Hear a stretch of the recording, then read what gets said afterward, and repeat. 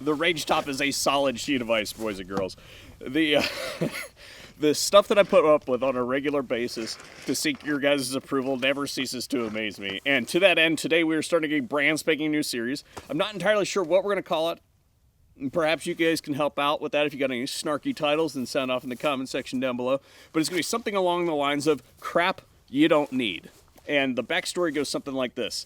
As someone who publishes videos on products on the internet, I am inundated on a weekly, and this time of year, daily basis, perhaps hourly basis this time of year, by every Pacific Rim Amazon seller that exists. And in the past, if they mention Amazon seller, I just send them straight to trash. Well, I've decided that perhaps that's not the greatest idea in the world, and I've now decided that we're going to send them straight to the P.O. box instead, and just see what happens. So, today's episode 1 is going to be on laser bore sighters in general, why they are a silly product, why they are a waste of time, energy, money, and effort, and then, in addition to that, that's a general statement, why this one in particular is probably the worst and most ill-conceived product in that category that I have seen to date. Now, we do have a sponsor for today's video, which we will get to here in just a second.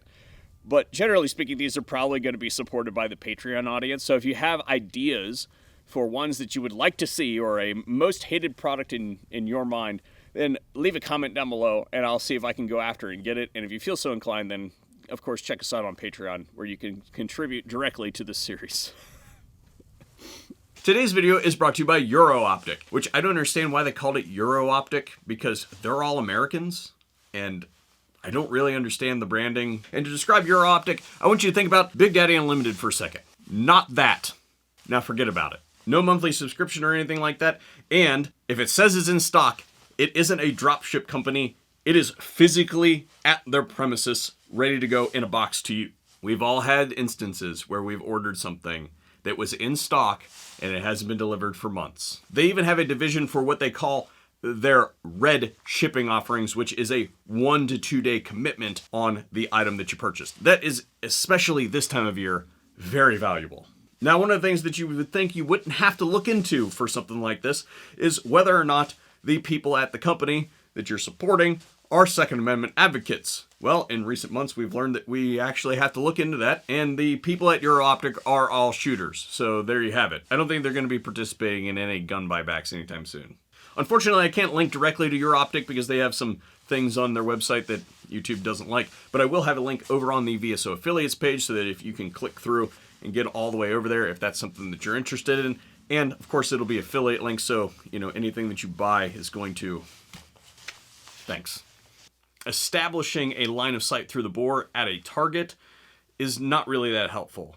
Along with that, projecting a really straight line out of the bore is also not really that helpful because, well, as many of you understand, bullets don't follow that path for a variety of factors, but the two that are really important are gravity and trigonometry.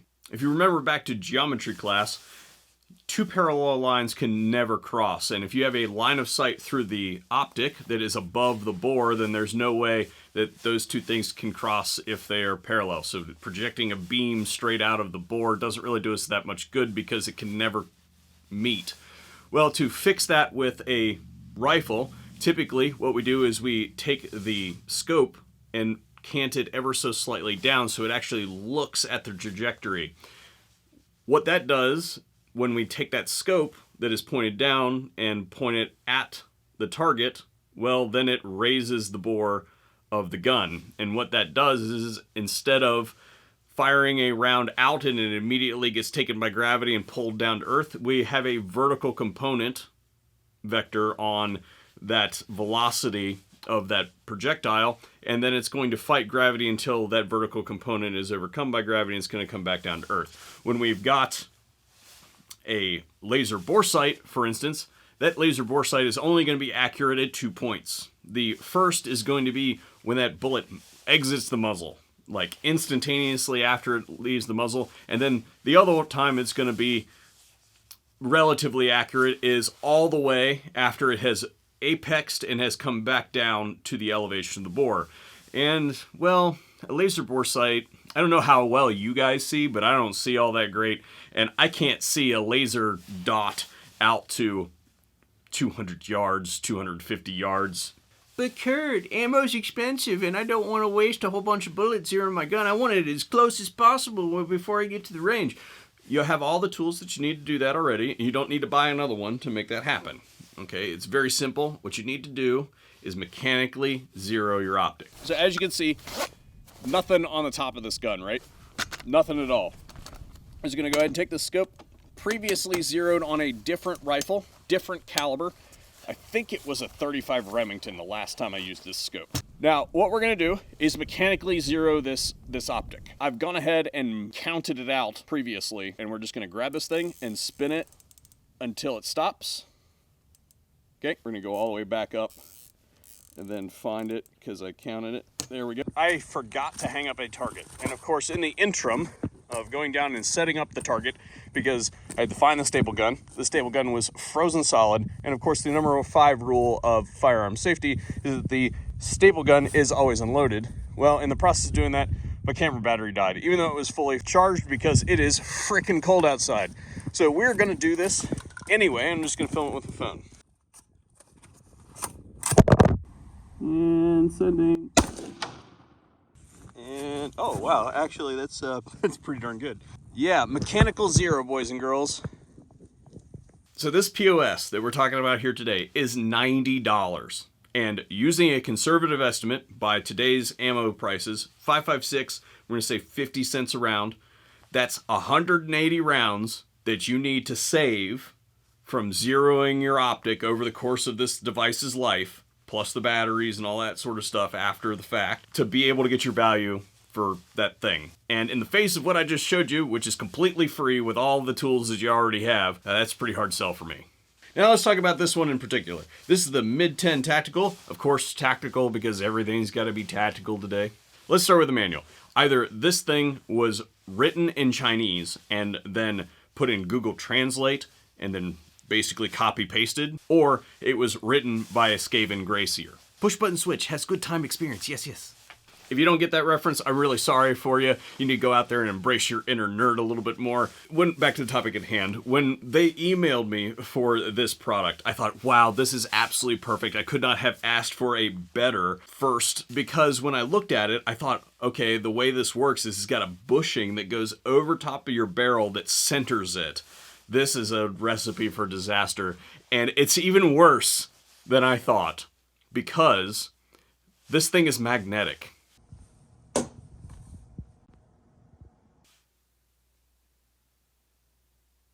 As in, it's completely dependent on the concept that the end of your bore is perpendicular to the direction of flight. In the name of the Holy Hand Grenade of Antioch, what in the Chinesium original Godzilla series logic, this has got to be like, I have no idea what the fuck I'm doing. Let's make a product and sell it to the Americans because they're clearly too stupid to have any idea what they're doing, and they'll just buy it anyway. You know what?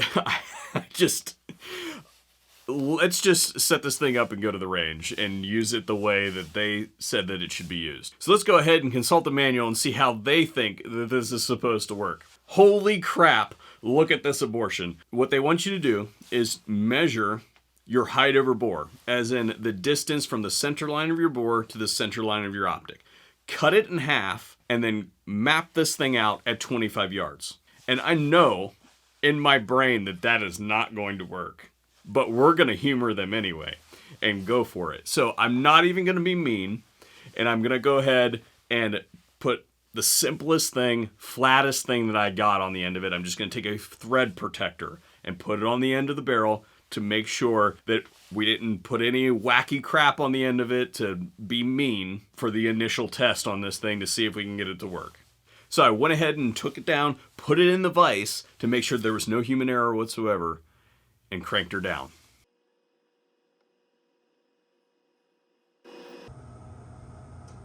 Really? This stupid thing.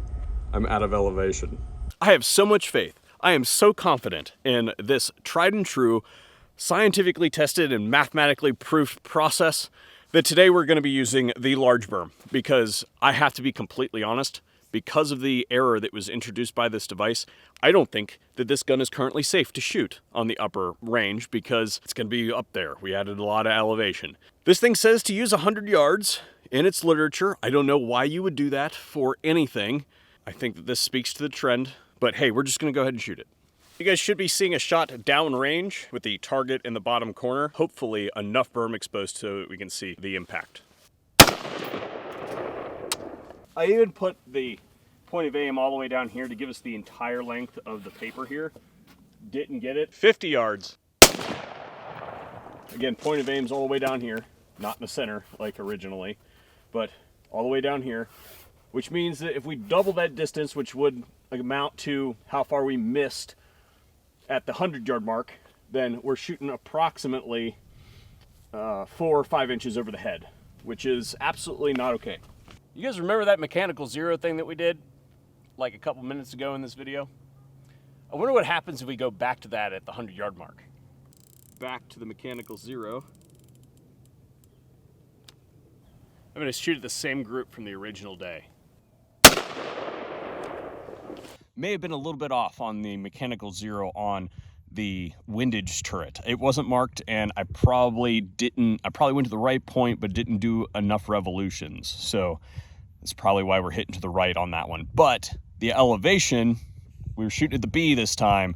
You'll notice that looks pretty good compared to that crap that we did earlier. So which one do you think worked better? Okie dokie. Well, I rest my case on this thing, and I was going to dispose of this thing. I was going to put it on the end of the rifle and just blow it off, but in my opinion, that is far too climactic of an end for this thing. So, as it deserves. And there it'll stay. Just some final thoughts before that sun creeps down over the thing and we close up shop for today. And that is that this company ought to be ashamed of themselves. I mean, this is really bad. I mean, not only is it a overpriced product that basically seeks to take advantage of people that don't know any better. Fleecing the ignorant is never something that you should do when you're in business. From my perspective, that's just something against like code of ethics type thing. You just don't do that. And then on top of that, this is a dangerous product. Remember, you own every bullet that leaves your gun. And because of that, if you were to trust the data that you're getting from this thing, in that I can only assume that people who use laser bore sighters think that the data from those should put you within a safe range. This definitely does not. And here's the thing. I know that I started off this video from a biased perspective. I even admitted that I did. I tried to make it work as per factory recommendations. And I didn't even get to the part where I tried to make it screw up on purpose. Like, I tried to make it work and it didn't even get us there. I would give them the benefit of the doubt if I hadn't looked at their website and saw that all their products are basically the same thing. And all I can say is that this is a company that should not work here. They do not have the requisite experience to work in this field, and they should go do something else. Yeah, we're done.